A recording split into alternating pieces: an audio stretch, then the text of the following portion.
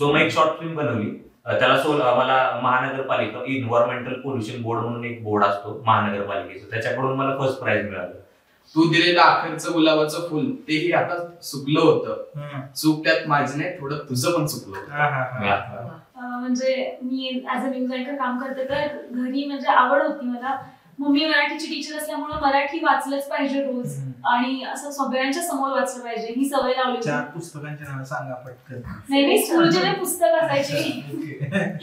10,000 5,000 रुपये घरून मिळायचे, थोडेफार वरून करायचं संपलं. अशा वेळी आम्ही आयडिया काय केली की तेव्हा हेच नव्हतं, फूड ब्लॉगिंग चालू केलं. मग फूडी आदित्य नावाचं एक चॅनल तयार केलं आम्ही. पण ते कंटिन्युटी राहत नव्हती आणि प्रत्येक वेळेला मोबाईल चेंज, त्यामुळे क्वालिटी पण चेंज. आणि स्टार्टिंगला काही रिस्पॉन्स नाही मिळाला. 1 वर्षानंतर इंस्टाग्राम वरती आले आणि तिथे मी मिनी ब्लॉग क्रिएट करायला सुरुवात केली आणि ते लोकांना आवडू लागलं. पण तरी पण BBA मार्केटिंग स्पेशलायझेशन माझं ते राहिलं. आणि देन मी पुण्यामध्ये, आता मला हे माहिती होतं की आपलं ग्रॅज्युएशन म्हणजे 15वी गावाकडे कम्प्लीट झाले, आता आपण फेल झालो, आता आपल्याला पुढे ऍडमिशन MBA ला करता येणार नाही, हे शुभमंगल सावधान करून टाकणार आपलं. त्यांचं काय झालं होतं, मी जॉब वगैरे सगळं जॉईन केलं आणि फोटोग्राफी म्हणजे पूर्ण स्किप केली. आणि असं एक रॅन्डम मेसेज टाकला की आय क्विट फोटोग्राफी म्हणून. त्याच्यावरती मला 1,000 पेक्षा 2,000 जास्त मेसेज आले. फॉलोअर्स नव्हते, मेसेज आले त्याच्यावरती. आणि त्याचं आम्ही ऑडिशन ठेवलं होतं धाराशिवला. तर सोलापूर बार्शी असे 3-4 सिटी मधून आले होते ऑडिशन द्यायला. मग त्यातले आम्ही सिलेक्टिव्ह कॅरेक्टर घेतले. काही वेब सिरीज, काही शॉर्ट फिल्म्स, काही मूवीज, असं आमचं भविष्याचं प्लॅनिंग आहे. आणि जसा व्यवसाय वाढेल तसं काही त्यातली एक सामान काढून मग आम्ही चॅनलसाठी टाकण्याचं हे करतो.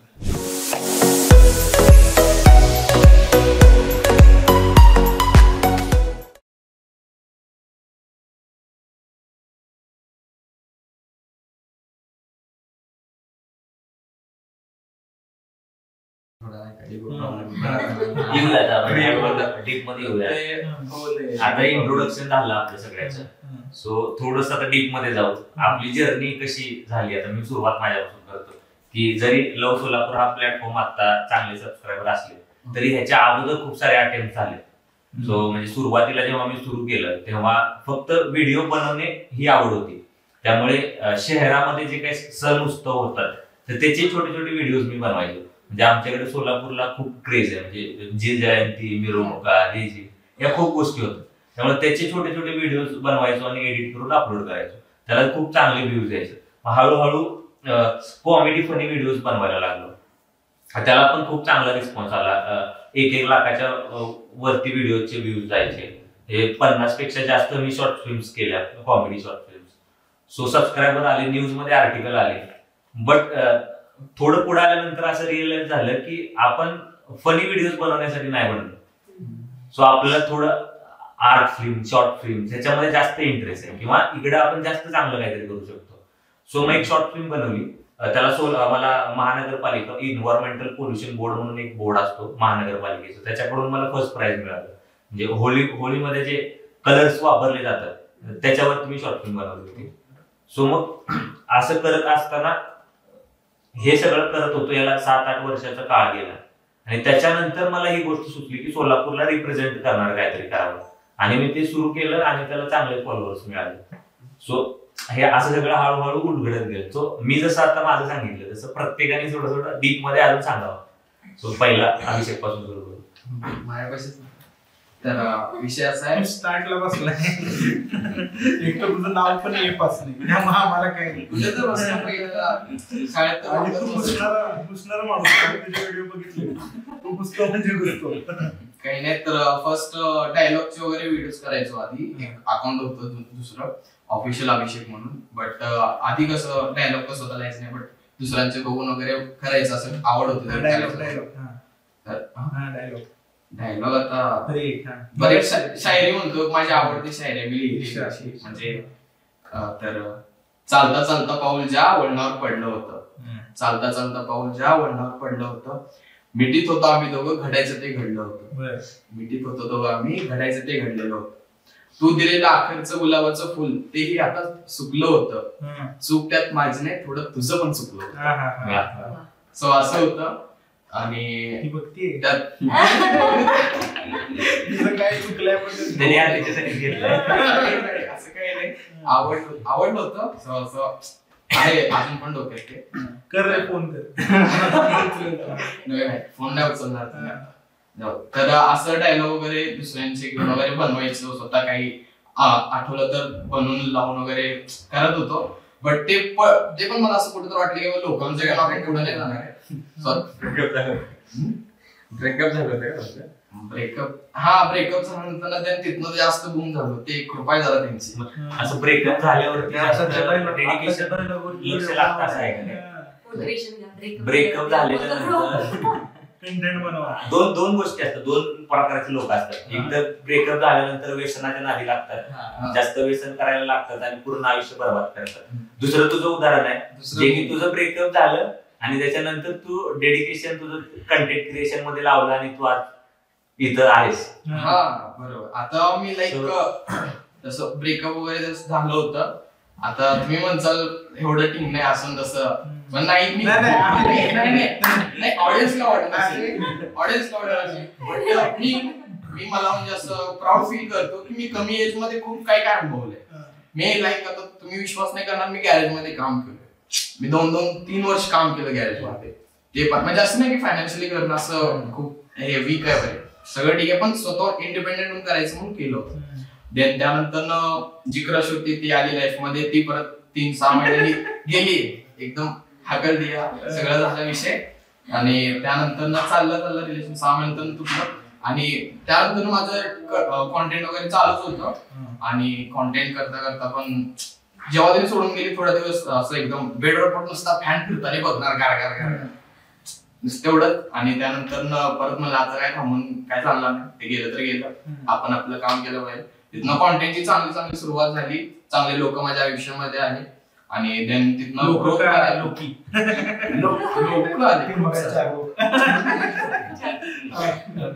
मग त्यानंतर खूप सारे चांगले कॉन्टॅक्ट वगैरे वाढले. हळूहळू माझे व्ह्यूज वगैरे जसं यायला लागले तसं कॉन्टॅक्ट पण यायला लागले. देन ते करता मग आता तुमच्यासोबत बसून गप्पा गोष्टी चालतात. सध्या स्टेटस काय? सध्याला मनी सिंगल परिनो नाही, मिस्टर परफेक्ट व्यक्ती आहे, पैसे पाठवा काय जस्ट अशी जर्नी. काय विचारायचं तुम्हाला नेक्स्ट? म्हणजे मी ऍज अ न्यूज अँकर काम करते, तर घरी म्हणजे आवड होती मला.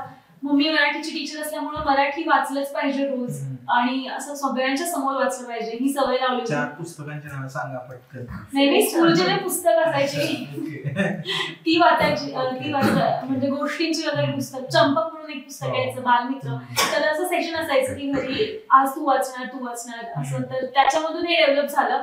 मग मी ते बातम्या बघून तशी वाचायला लागली. त्यामुळे मग इकडे जाण्याचा कल वाढला आणि मग न्यूज अँकर म्हणून मी इथे सोलापूरला जॉईन झाली. आणि आता जर्नलिझम करते, पण एक्सपिरियन्स पण मिळाला, प्लस आता हे एज्युकेशन करते. तसंच आता मी न्यूज रायटिंग साठी पण काम करते 2-3 वेब पोर्टलसाठी. तर अशी सुरुवात झाली. स्टार्टिंगला तर मला स्टेटस वगैरे असे एडिट करायला आवडायचं, एडिटिंग आवडायचं. लॉकडाऊन मध्ये बसून मग तीच काम करत होते, तर वाटलं आपण युट्यूबला पण ते अपलोड करू शकतो. सो पहिल्यांदा स्टेटसचा चॅनल काढला होता, पण त्याला शॉर्ट्स मॉनिटाईज होत नव्हते आणि ते नुसतंच चालू होतं. व्ह्यूज चांगले येत होते, पण तो कॉपीराइटेड कंटेंट होता, दुसऱ्याचं सॉन्ग, कुठले तरी व्हिडिओचे क्लिप्स. सो त्याच्यावरती कॉपीराइट येऊ लागलं, त्यामुळे तो चॅनल बंद केला. त्यानंतर कॉलेज करत असताना अगदी लास्ट इयरला फ्रेंड्स फिरत होतो. मी सातारला होते कॉलेजला, तर त्याला वाटलं की सातारमध्ये खूप सारी लोकेशन आहेत एक्सप्लोर करण्यासाठी, आणि म्हटलं ठीक आहे आपण हे करू शकतो. सो तिथून सुरुवात केली. त्यावेळी माझ्याकडे चांगला मोबाईल पण नव्हता, मी फ्रेंड्सच्या मोबाईलमध्ये सगळं शूट वगैरे करायचे, पण ते कंटिन्युटी राहत नव्हती. आणि प्रत्येक वेळेला मोबाईल चेंज, त्यामुळे क्वालिटी पण चेंज. आणि स्टार्टिंगला काही रिस्पॉन्स नाही मिळाला. 1 वर्षानंतर इंस्टाग्राम वरती आले आणि तिथे मी मिनी ब्लॉग क्रिएट करायला सुरुवात केली, आणि ते लोकांना आवडू लागलं. म्हणजे माझं डेली लाईफ जी काय आहे ती शूट करायची, आवाज आवडू लागला लोकांना. आणि मी ज्या भागातून येते, म्हणजे खेडे भागातूनच येते, तर तिकडे असं कोणी करणारं नव्हतं. पहिलीच मुलगी होती. सो लोकांनी पण चांगला प्रतिसाद दिला आणि मग त्याच कॉन्टेंट वरती काम केलं. आणि आज माझे इंस्टाग्रामला 1 लाख आणि युट्यूबला 2.5 लाख फॉलोअर्स आहेत. फॅमिलीचं कसं होतं तेव्हा? फॅमिली पहिल्यापासून सपोर्टिव्ह आहे माझी, कारण कॉन्टेंट जो होता तो माझा चांगला कॉन्टेंट होता, म्हणजे असं किल्लर पण वगैरे त्यामध्ये नव्हता. स्टार्टिंगला तर इन्फॉर्मेटिव्ह कॉन्टेंट वगैरे होता, आणि त्यानंतर जे काय करते ते एकदम सटल वे मध्ये होतं, सो फुल सपोर्ट होता. मम्मीचा तर फुल सपोर्ट होता. जसं मी आता सांगितलं की वाचलंच पाहिजे किंवा सगळ्यांसमोर वाचलं पाहिजे, ही सवय तिनेच लावली, आवड निर्माण केली, त्यामुळेच म्हणजे हे सगळं होऊ शकलं. फॅमिली तिकडे नाही, आम्ही शक्यतो काय मुलं असतात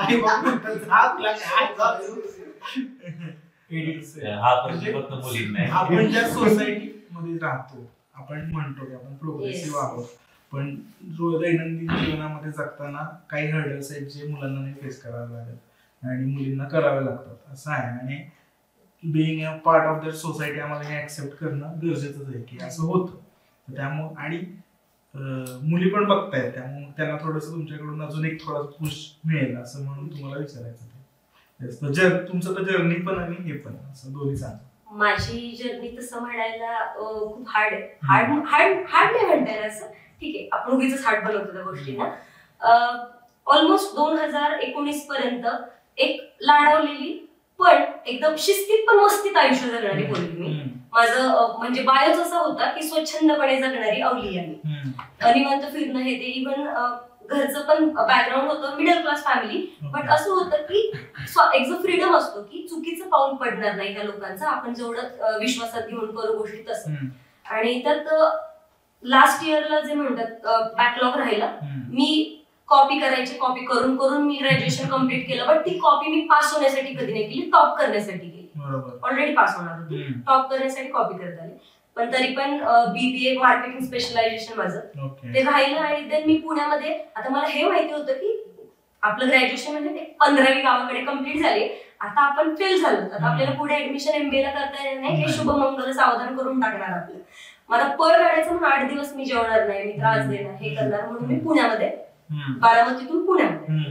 मग इकडे येऊन मी जॉब सुरुवात केली की चला सुरुवातीचा जॉब ॲज अ टेलिकॉलर केला, बट जे इन्सेंटिव्ह होते ते सगळ्यात म्हणजे हायेस्ट लेवलचे इन्सेंटिव्ह मी स्वारगेटला जस्ट डायल सारख्या कंपनीमध्ये एन्जॉय केली.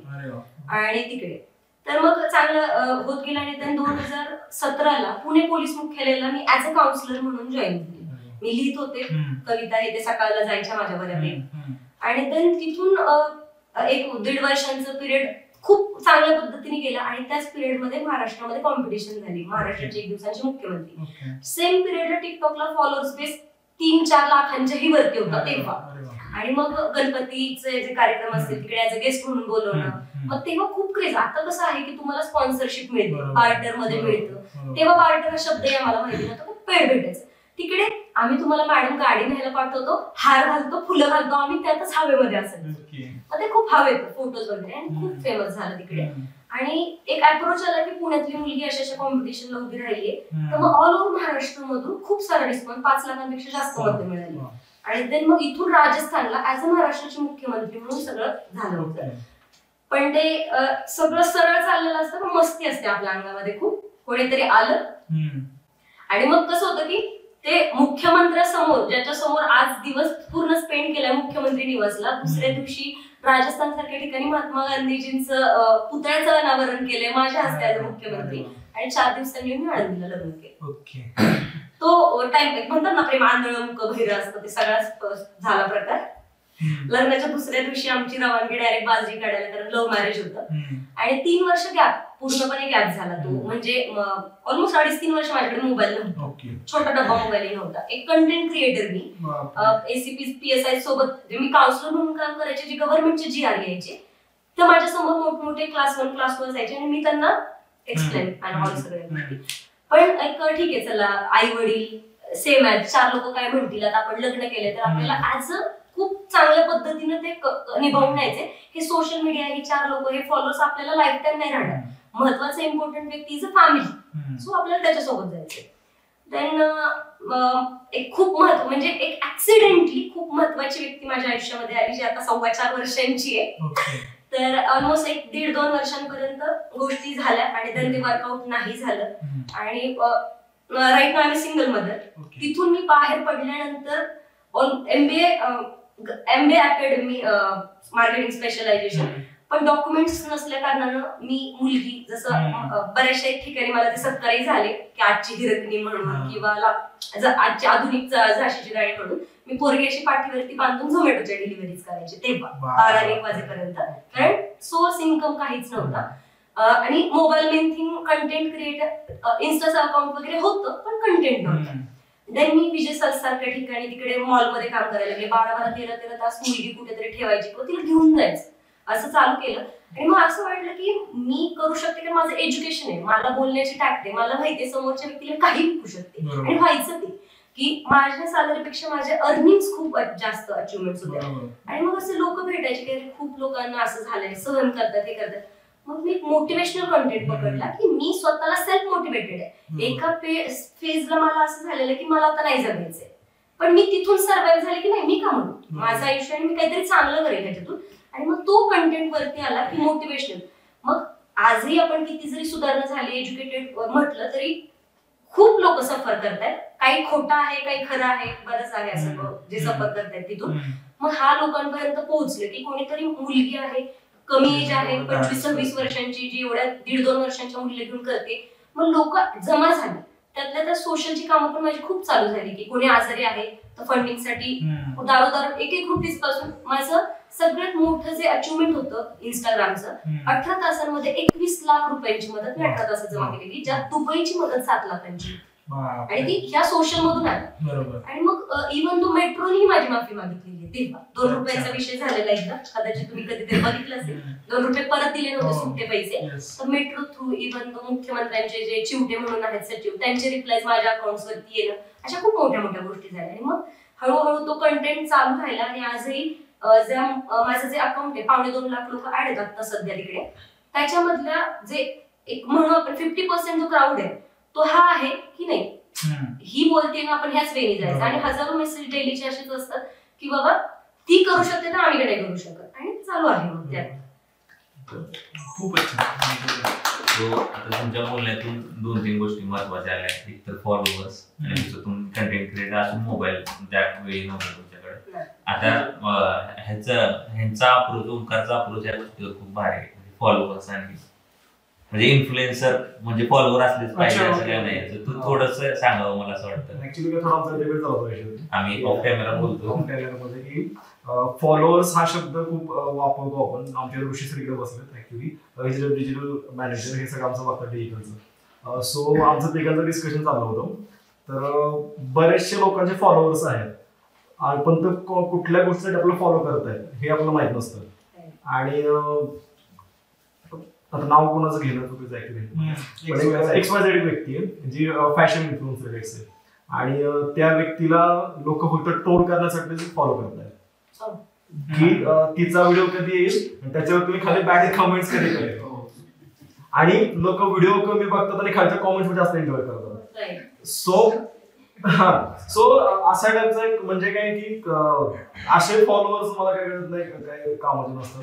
आणि सेकंड आता मला जे कळलं की असं पण होऊ शकतं की फॉलोअर्सची ताकद ज्याला म्हणतो आपण, ते KGF मध्ये काय आहे ना ते डायलॉग की 1000 लोक तुम्हारे पीछे या काहीतरी आहे, तसंच काहीतरी आहे की फॉलोअर म्हणजे जे खरंच तुमच्या उपयोगी येतील त्यावेळेस तुम्हाला गरज आहे. फॅमिली मेंबर सारखे फॅमिलीवर नसतील तरी हे लोक आहेत की तुम्ही मेसेज टाका. किंवा एक माझ्यावर असं झालं होतं, मी ज्यावेळी ऍक्च्युली मला काय झालं की लोक मला फॉलो 1000 का असेल माझे फॉलोअर आहेत. आणि त्यांचं काय झालं होतं, मी जॉब वगैरे सगळं जॉईन केलं आणि फोटोग्राफी म्हणजे पूर्ण स्किप केली. आणि असं एक रॅन्डम मेसेज टाकला की आय क्विट फोटोग्राफी म्हणून. त्याच्यावरती मला 1000 पेक्षा 2000 जास्त मेसेज आले. जेवढे फॉलोअर्स नव्हते मला मेसेज आले त्याच्यावरती की अरे दादा तुझ्याकडे बघून आम्ही फोटोग्राफी शिकलोय, असं झालंय तसं झालंय. किती वेळ एकतर व्हिडिओ फोटोग्राफर होता जो जवळजवळ 4 वर्षांपासून मला फॉलो करतोय आणि मला माहित नाही ही गोष्ट की हा मला फॉलो करतोय, माझा कॉन्टेंट फॉलो करतोय की ऍक्च्युली तो इन्फ्लुएन्स होतोय. सो मला माहित होतं की मी इन्फ्लुएन्स करतोय ह्या वे मधून लोकांना.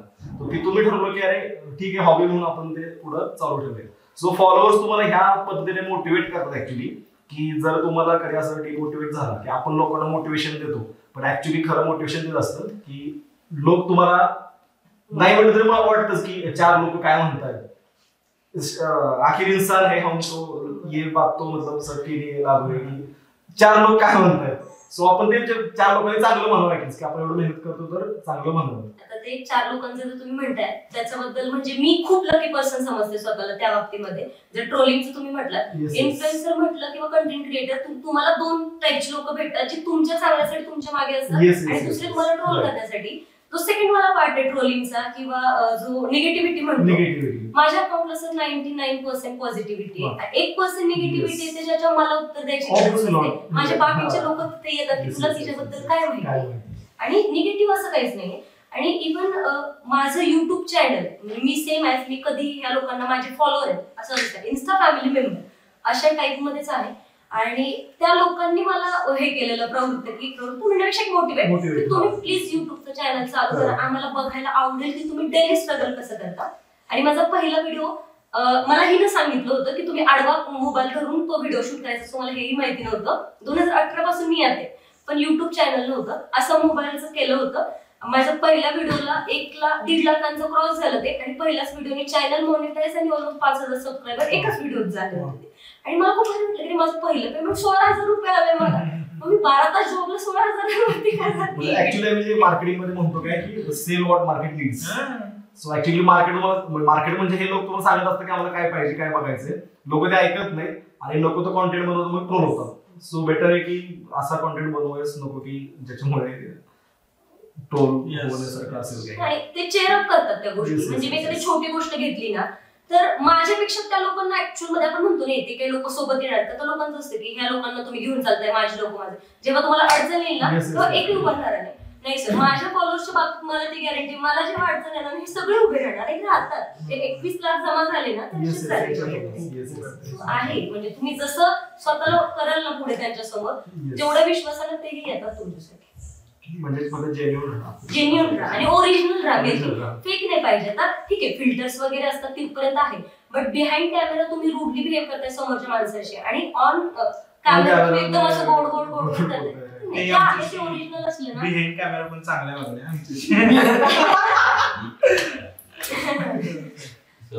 मी मुद्दाम यांना तो प्रश्न विचारला होता. आता तुम्हाला कळाला असेल की 1,000 फॉलोअर्स असून देखील आमच्यासोबत का बसलेले. सो मला परिस्थितीला एक प्रश्न विचारायचा आहे. त्याची आणि माझी जर्नी सिमिलर आहे. म्हणजे आम्ही फिल्म मेकिंग पासून सुरुवात केली आणि आज कम्युनिटी डिजिटल प्लॅटफॉर्म अशी आमची ओळख आहे. So short film making content पासूनची इथपर्यंतची जर्नी तर ती थोडीशी उलगडून सांग. म्हणजे तू पण वेब सिरीज केल्यात, मी पण शॉर्ट फिल्म वेब सिरीज केल्यात. हे जे जर्नी आहे ते कोणालाच माहित नाही.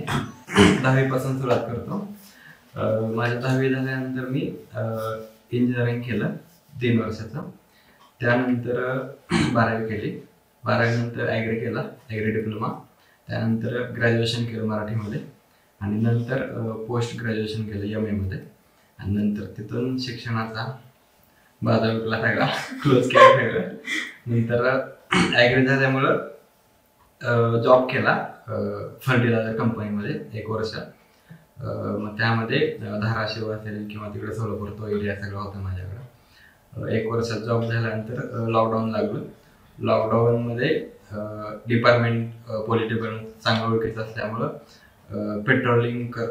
पेट्रोलिंगसाठी आम्ही डिपार्टमेंट सोबत फिरत होतो. आणि प्लस पेट्रोलची पंचायत होती. लॉकडाऊनमुळे पेट्रोल कोणाला भेटत नव्हतं. तर एक मुलगा छोटा कामाला लावला होता मी आणि पेट्रोलचा तिथून बिझनेसची सुरुवात झाली माझी. पेट्रोल विकलं मी 2 महिने, काहीतरी 70-80 हजाराचा त्यामध्ये प्रॉफिट झाला 2 महिन्यामध्ये.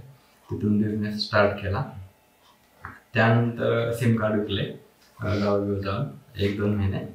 त्यानंतर सोयाबीनची आडत होती माझी गावाकडं 2 वर्ष. त्यामध्ये इम्पोर्ट एक्सपोर्ट शेतकऱ्याकडून माल घ्यायचा आणि पुढं ऑइल मिलला ट्रान्सपोर्ट करायचा. तर त्यामध्ये पण 1-1.5 वर्ष केलं. त्यामध्ये पण प्रॉफिट चांगला झाला. त्यानंतर द्राक्षाचा व्यापार केला मी. इम्पोर्ट एक्सपोर्ट हे पण बांगलादेशला वगैरे आम्ही एक्सपोर्ट करत होतो. ते 1 वर्ष केलं. त्यामध्ये पण थोडा प्रॉफिट लॉस झाला. मग ते सगळं क्लोज केलं. नंतर गावामध्ये एक मित्र होता अमोल लोहार म्हणून, त्याचं कॅमेरा एडिटिंग वगैरे होतं सगळं. मग आम्ही वेब सिरीज केली मी नाही टाकला. तर त्याचे 12 एपिसोड युट्यूबला आहेत. फुल कॉमेडी वेब सिरीज आहे. आणि त्याचं आम्ही ऑडिशन ठेवलं होतं धाराशिवला. तर सोलापूर बार्शी असे 3-4 सिटीमधून आले होते ऑडिशन द्यायला. मग त्यातले आम्ही सिलेक्टिव्ह कॅरेक्टर घेतले आणि त्यांना फक्त आम्ही ट्रॅव्हल अलाउन्स 300-400 रुपये दिला होता. आणि मग गावामध्ये आम्ही शूट वगैरे केलं. 12 एपिसोडचं शूट आम्ही 15 दिवसामध्ये कम्प्लीट केलं. एक बंगला घेतला होता रेंटने. मग त्यामध्ये सगळे आम्ही अरेंजमेंट केली होती. मग त्यानंतर तो मित्र जो होता तर तो पुण्याला शिफ्ट झाला. नंतर मी राहायला मग नंतर एकटा राहिलं तर करायचं काय. मग अशीच आयडिया आली. पहिला युट्यूब चॅनल असल्यामुळे युट्यूबची कंटेंट क्रिएशनची जर्नी डोक्यात फिरत होती. मग ही स्टोरी टेलिंगची आयडिया आली. मग स्टोरी टेलिंगची आयडिया आली पण शूट कसा करायचा. तर मग असेच गावातले काही कॉन्टॅक्ट चांगले ओळखीचे त्यांच्या ओळखीनं बार्शीमध्ये पहिला व्हिडिओ होता माझा. बार्शीमध्ये त्यांचं नाव लक्षात नाही आता, ट्रॅक्टरचे शोरूमचे ओनर आहेत, खामगाव म्हणून एक गाव आहे. तर त्यांच्या फार्म हाऊसवर जाऊन पहिला व्हिडिओ शूट केला. असे 2 बल्ब अडकवले साईडला, मोबाईल पुढे ट्रायपॉड लावलेला. कसपटे नाही त्यांचं नाव लक्षात नाही. हा ठोंबरे म्हणून नाव आहे त्यांचं. तर त्यांच्या फार्म हाऊसवर जाऊन व्हाईट बल्ब होते साईडला, ट्रायपॉड पण त्या मित्राचे सगळे, फक्त माझा मोबाईल यूज केला. अशी रिंग लाईट खाली लावलेली आणि क्रोमाचा मागा पडदा असा बांधला भिंतीला. तर तिथून जी सुरुवात केली, पहिल्या व्हिडिओला काहीतरी 100-150 व्ह्यूज कडे नाही बघितलं. व्हिडिओ रेकॉर्डिंग करत तालुक्याच्या किंवा जिल्ह्याच्या बाहेर पडायला लागलो मी. बाहेरचे पण क्रिएशन मध्ये उतरलो. त्यामध्ये पहिला जो व्हिडिओ होता कंटेंट क्रिएटर ज्या होत्या सरिताज किचन, त्यांचे त्यावेळेस 5.5 लाख फॉलोअर्स सबस्क्रायबर आणि त्यावेळेस चांगल्या ट्रेंडिंगला होता. मग त्यांचा कॉन्टॅक्ट भेटला. मग त्यांची स्टोरी केली. तिथून जे बूम भेटला. त्यानंतर नुकताच MPCचा रेल लागला होता. MPC स्टोरी केली. त्या एका व्हिडिओला चॅनल मॉनिटाईज केला. फक्त 1.5 महिन्यामध्ये चॅनल मॉनिटाईज झाला. मग तिथून गावाकडे एडिटिंग करायचं. मग नंतर आउट ऑफ सिटी मध्ये जायचं, गावाकडून सगळं शेड्यूल करायचं कॉन्टॅक्ट करून. मग त्यांच्या घरी जायचं, शूट वगैरे करायचं, रिटर्न यायचं. मग ते काय 5-6 व्हिडिओ एका ट्रिप मध्ये घेऊन यायचे. मग ते एडिट करत बसायचं. असा वाढत बॅकअप आज 70 व्हिडिओ आहेत आणि 2 वर्ष झालं जर्नीला. मला खरंच म्हणजे त्याचं कौतुक आहे. मला आदित्य सरांना एक प्रश्न विचारला. ते जरी आज आपल्याला प्रश्न विचारत असले तरी ते स्वतः खूप कलाकार, फूडी आहेत, कविता करतात, फिल्म मेकिंग मध्ये इंटरेस्ट आहे.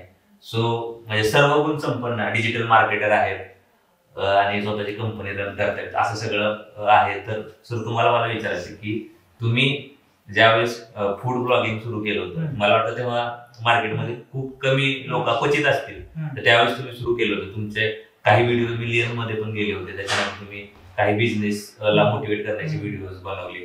तुमची जर्नी कशी होती आणि आता म्हणजे सध्या राईट नाव काय तुमच्या डोक्यात चालू आहे, नवीन काय येणार आहे का थोडस याविषयी? सो म्हणजे कंटेंट तेव्हा खूपच, म्हणजे मी बोलतो 2016 मध्ये मी सातारावरून पुण्याला आलो. तर सगळीकडेच होता, डिजिटल मार्केटिंग कंपनी रन करत होतो. त्यामुळे स्वतःचं काहीतरी असणं गरजेचं. लोकांना तुम्ही काय सांगणार ना, आज आम्ही तुमची कंपनी वळवली, ते म्हणणार तुमचं स्वतःचं काय. तर अशा वेळी आता काय की तुमचं नीच पकडा असं सगळेजण सांगतात. बरोबर, नीच म्हणजे काय, अशा कोणत्या गोष्टी ज्याच्यामध्ये तुम्ही करू शकता. आता मी नीट ऑब्झर्व केल्यावर मला स्वतःला आपल्याला 2 गोष्टी आहेत, एक खाता येतं आणि एक बोलतो. बरं, वय वर्ष 25 नाही 16ला माझं वय होतं, एक वाटतं 22-23 वर्षाचा होतो मी. तर 23व्या वर्षी लोकांना अक्कल शिकवायला गेलो असतो तर लोकांनीच मला अक्कल शिकवली असते. हे तर जग जाहीर होतं की बाबा त्या आज एक ठीक आहे 30 वर्षाचा आहे, आज थोडंसं स्वतःला कुठेतरी सुरुवात झाली, त्यामुळे आज लोक ऐकतात की बोललेलं, कॉलेजेसमध्ये बोलवतात, मोटिवेशनल स्पीकर हे करतात. पण त्यावेळी ते करणं शक्य नव्हतं. तर दुसरं ऑप्शन काय, खायला तर आवडायचं भरपूर आणि पैसे तर नव्हते. म्हणजे 10,000-5,000 रुपये घरून यायचे, थोडेफार वरून करायचं संपलं. अशा वेळी आम्ही आयडिया काय केली की तेव्हा हेच नव्हतं, मग फूड ब्लॉगिंग चालू केलं. मग फूडी आदित्य नावाचं एक चॅनल तयार केलं आम्ही आणि पहिल्यांदा आम्हाला कॅफेमध्ये बोलवलं. खूप भारी, म्हणजे आमच्याकडे तेव्हा आम्ही गेलो, त्यांनी पिझ्झाचा आम्हाला व्हिडिओ हे करायला FC रोडला कॅफे त्यांनी बोललं. आमचे ऑफर काय होते की आम्ही तुमचं फ्रीमध्ये व्हिडिओ बनवू, कारण 0 फॉलोअर 0 सबस्क्रायबर सगळं झालं. आणि जेव्हा त्यांनी तो छान पिझ्झा बनवला आणि त्याचं सगळं व्हिडिओ शूट केला, सगळं केलं, आता आमच्या डोक्यात की आपल्याला खायला आणि त्यांनी आले, झालं का तुमचा फोटो, म्हणलं झालं, आणि आतमध्ये घेऊन गेले. तर असं एक काही फूड ब्लॉगिंग होतं की कॅफे, कारण आम्ही त्यांना काहीच देऊ शकत नव्हतं, असं होतं. त्याच्यानंतर मग हळूहळू व्हिडिओ बनवायला चालू केले आणि मग SEO समजलं, युट्यूब SEO नावाचा एक प्रकार, तेव्हा खूपच हे होतं. मग मी रस्त्यावरती उभं होतो पराठा, मी एकाचा गंमत सांगतो, म्हणजे जे कोणी बघतात त्यांच्या लक्षात येईल की आलू पराठ्याचा व्हिडिओ मी एक शूट केला. काय आहे का त्याच्यामध्ये, पुण्यातल्या एका टपरीवरती आलू पराठा बनवत असतानाचा व्हिडिओ तो बनवला.